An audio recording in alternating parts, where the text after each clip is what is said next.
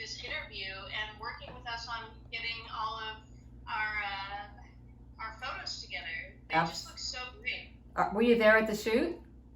I wasn't at the shoot, but I've seen a bunch of the selects, and they look just so fun. Awesome. I'm so happy to hear. Yeah, I'm really excited for this editorial. I'm just going to hit record. Okay. I'm going. And unless you have any questions for me, I'm ready when you are. I'm ready when you are. Sounds good. Sounds good.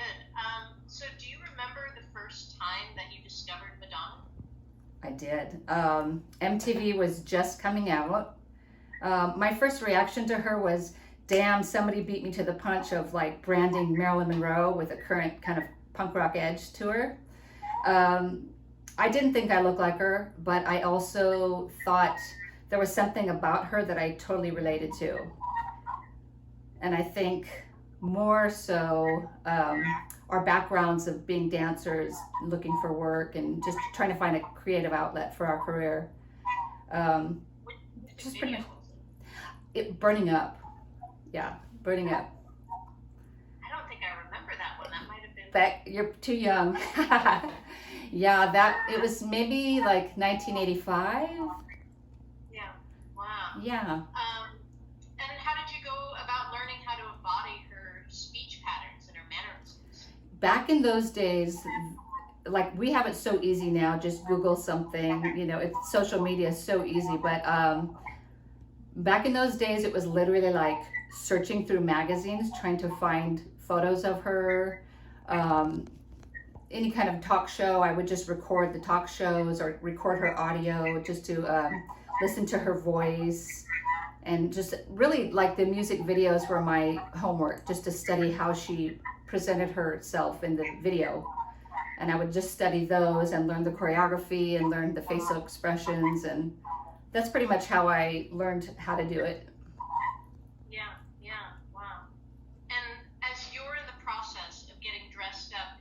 On the makeup, is there a point when you feel like you know the transformation is complete? Yeah, it's just like an energy that comes through the face that, yeah, I know, like, okay, she's in me. I'm channeling Madonna at this point. Yeah. Wow. Yeah. But I also think, you know, for me, because I'm a stage performer versus, you know, like a lot of the lookalikes that I sent you are just like exact doubles.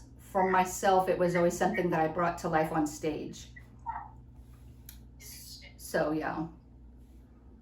And who were some of the first people that employed you as you got started? My first beginnings as Madonna were really much more charitable work. I had done, the first thing I did was I auditioned for some traveling tours.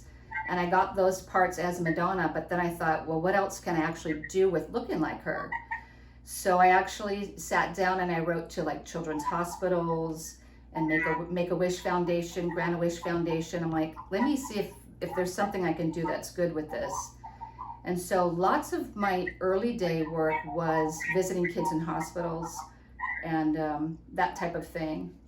And that kind of really, I had no idea that it was going to open the door, like just constantly open the door for me. But I think you just put your heart in the right place and then the door's open type of thing. And so my early experiences were just with children, you know, and those are like my best memories, truly.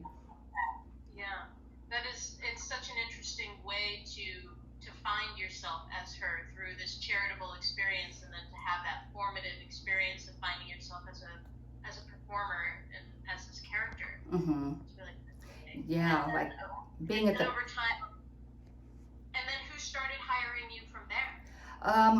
It's interesting. That's like suddenly I was in newspapers, and you know, they're like, who is this girl that's visiting these hospitals and doing these things? And then suddenly I'm getting lots of media attention, and media is kind of a thing that's always followed me through my whole career.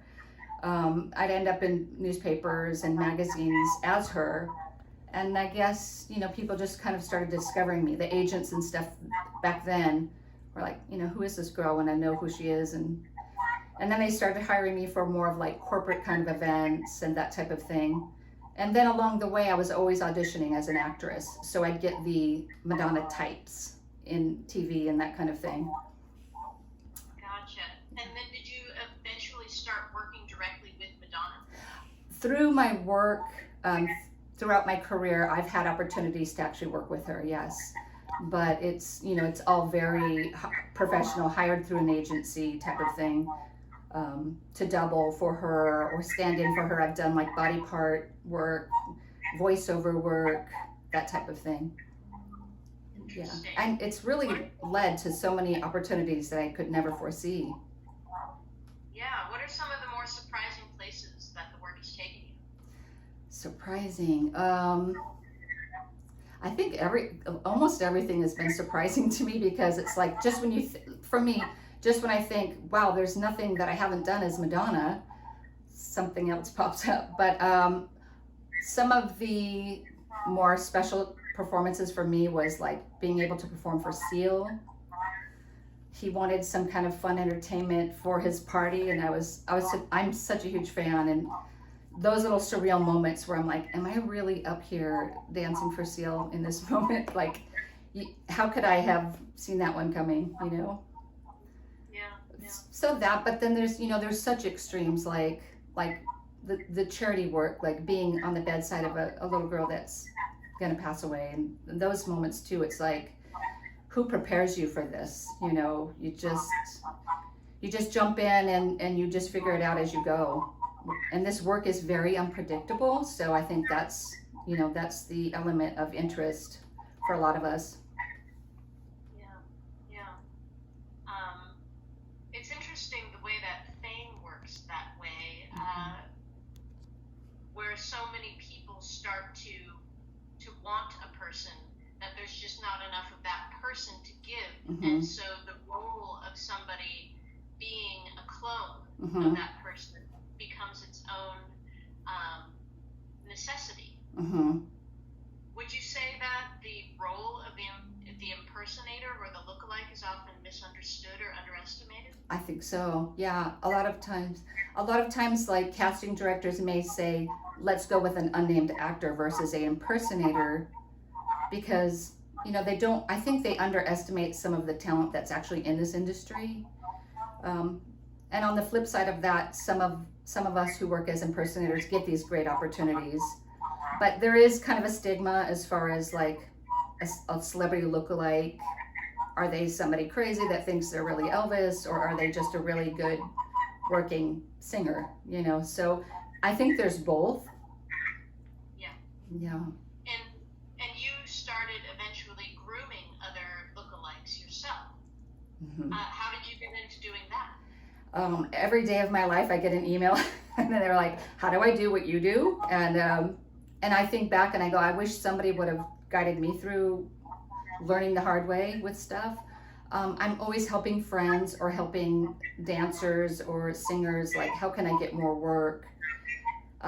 So it's literally like an on daily basis of, I look kind of like this person, can you help me? Or how do I get started? And I've actually written 2 books, but people still call me and say, how do I do it? What's the first step? You know, that kind of thing. Like one-on-one training. Yeah. And in that experience, have you met kind of the range of people, from those who are talented actor, dancer, entertainers, and those who are maybe on the more mentally ill side of actually thinking that they are this other person? Yeah, I even say in my book, you have to have a sense of yourself before you ever get into this kind of work. And I guess it's kind of applies to being an actor as well, because you get involved in the role that you play, but then you have to take that role off when the movie is done or the job is done. For myself, I probably wouldn't encourage somebody that's like a hardcore fan of somebody. You know, that's kind of where you can identify. When they're a super hardcore fan, then they're not going to be objective about the work. So, you know, I kind of see the red flags with somebody like that, and I wouldn't encourage somebody to work in this industry if they have that going. Most of the times it's just like really good singers, really good actors, really good comedians, just looking for another outlet to express themselves.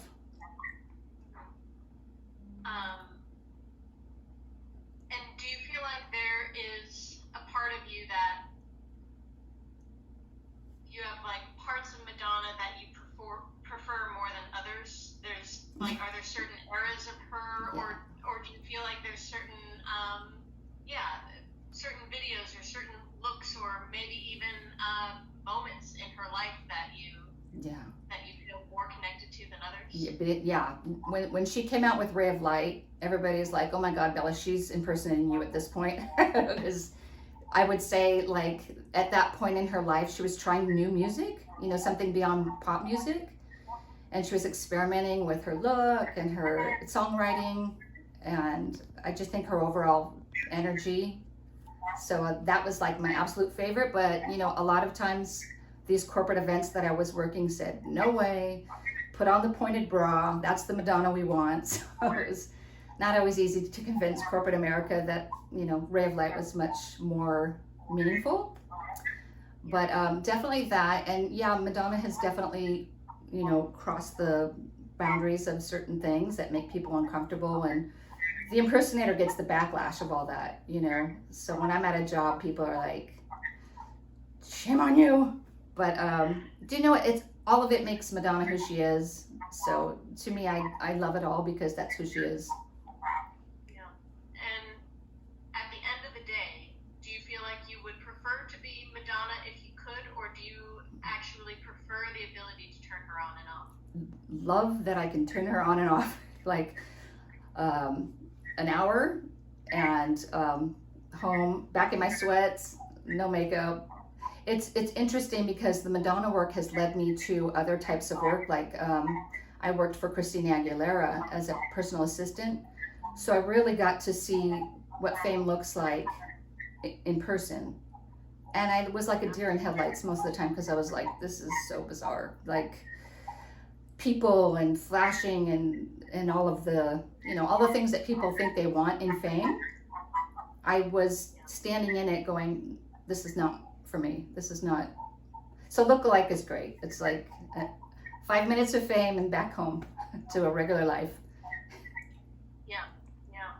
Well, I think it's all really fascinating, and I really appreciate you taking the time to talk to us. Of course. And I'll send you a copy of the interview when we're done, just a rough draft for you to review before it goes to print.